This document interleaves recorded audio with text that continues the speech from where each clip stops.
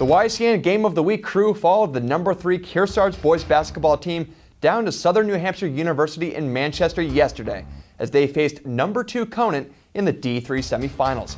Here's play-by-play commentator Dave Collins. As Kearsarge defeats Conant tonight 34-31 to advance to Saturday's championship game.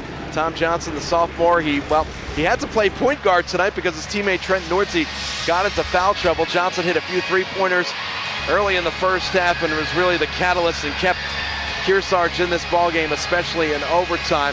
34-31 the final. Kearsarge defeats Conant as we send it down to Jack Karen right now with head coach Nate Camp. Coach Camp, congratulations. Thanks so much, man. I tell you, I'm so proud of these guys because from the beginning, they just had that swagger of, we're coming down here, we've got nothing to lose. Well, obviously, you make the Final Four, there's a little bit of pressure there, but I think really the pressure was off once we beat Franklin.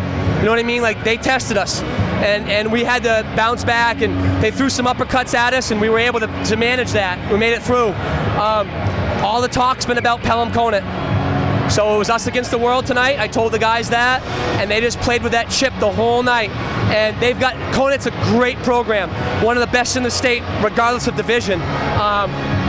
But my guys were ready, and these guys stepped up. I mean, I don't know what Johnson ended up with, but he was guarding DeGrenier, who's probably a first-team All-State kid. He held that kid in check. I don't know what DeGrenier ended up with, but he won that battle, I thought Johnson did. And, Keene State might want to look at Tommy Johnson in a couple of years instead of DeGrenier. Well, Coach, I can tell you that our player of the game was Tom Johnson. Number one, he hit some big threes at the beginning of the game. Yeah. Then Nordsey gets into some foul trouble. Yep. Guess what? We need a new quarterback. Yeah. And he did a great job. Nordsey comes back in, played smart, didn't get a 5th foul. Johnson was able to kind of be himself again. It was a well-run, well-played game. And I can't say how proud I am to follow you guys and to see a great job like this. Well, I appreciate it.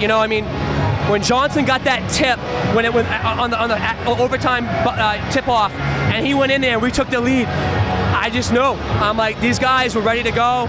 In that overtime, they knew that they had life, and we're battle-tested. I mean, Conant didn't have a whole lot of overtime games, if any. I don't think they had any. So we were able to battle and really be in tight games in the past. And I know when we played them early in the season, they were missing some guys, but we're a different team than we were in December, and I love these kids. I've told them, the best kids I've ever coached, but more importantly, they're just great kids. They're fearless.